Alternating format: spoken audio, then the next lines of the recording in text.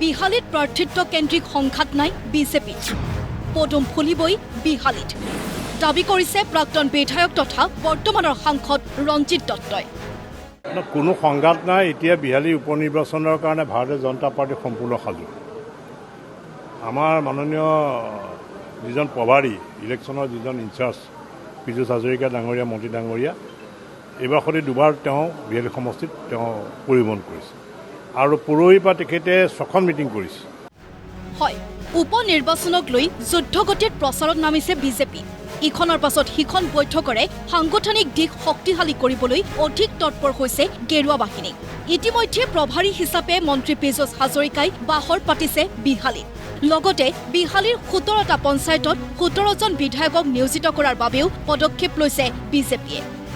25 তাৰিখৰ দিনা মাননীয় মন্ত্ৰী পীযুষ হাজৰিকা ডাঙৰীয়াৰ উপস্থিতিত আমি এটা কেন্দ্ৰীয় আমাৰ চেণ্ট্ৰেলি এটা অফিচ আমি ইনগ্ৰেশ্যন কৰিম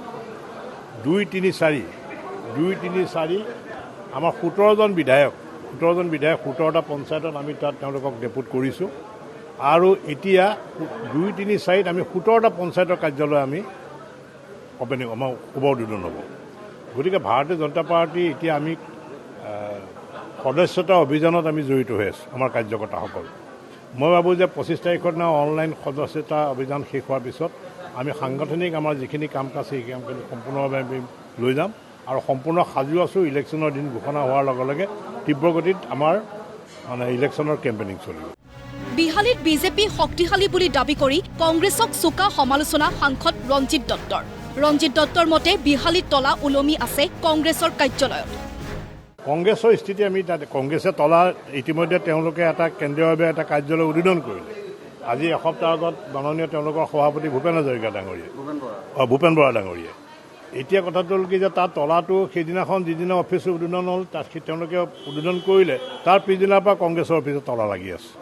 গতিকে বিহাৰীত আপোনালোকে কংগ্ৰেছৰ স্থিতি কি আছে আপোনালোকে গম পাইছে তেওঁলোকৰ কোন অপজিশ্যনৰ কেণ্ডিডেট কোন হ'ব এতিয়া আমি গম পোৱা নাই কিন্তু আমাৰ ভাৰতীয় জনতা পাৰ্টি পদুম ফুলৰ কেণ্ডিডেট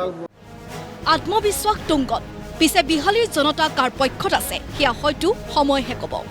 ভিডিঅ' জাৰ্নেলিষ্ট বিনিময়ৰ সহযোগত অৰ্ণৱ কুমাৰ নাথৰ ৰিপৰ্ট প্ৰতিদিন টাইম